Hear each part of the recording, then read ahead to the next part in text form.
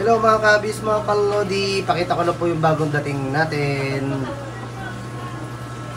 Okay, sa mga naghahanap po ng mga feeder shrimp or mga bottom cleaner shrimp, yan, available na po dito lamang yan sa stall number 14, Aqualand Alley, Cartimar, Pasay City. Yan na po sila. Yan. Okay. Dami po niya sa loob. Yan o, dami o.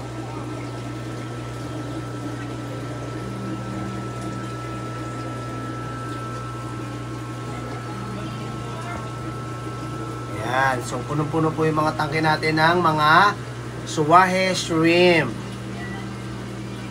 Ayan, ang dami po para mga sundalo. Grabe, oh, naka-ready na po sila. Oh. Alright. So, ang ating mga bottom cleaner shrimp or feeder shrimp po ay sumusukat sila ng merong mga more or less than nasa 1.5 inches. Meron pong more or less than nasa 2 inches up to 2.5 inches.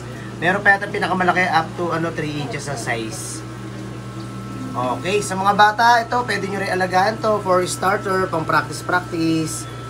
Okay, tsaka po sa mga naghahanap dyan ng mga tawag dito, aalagain, pwede nyo rin po ito i-farming o alagaan at paramihin. So ito po ay mga kinakain nating shrimp ha. Inahalo to sa mga gulay. Okay, tapos sa kinikilaw, kinakain din po ito ng kilaw. So ito po yung mga kinakain nating mga shrimp din po. Mga freshwater shrimps. Yan po sila. Ayan o, may itlog pa yung iba oh. Yan. Asan na ba may egg? Hanap natin na may egg. Yun, may egg oh. Yan, mayroon na pong egg. Yan. O, tapos lipat pa tayo dito sa kabila. Ayan, yung itsura na natin mga suway shrimp.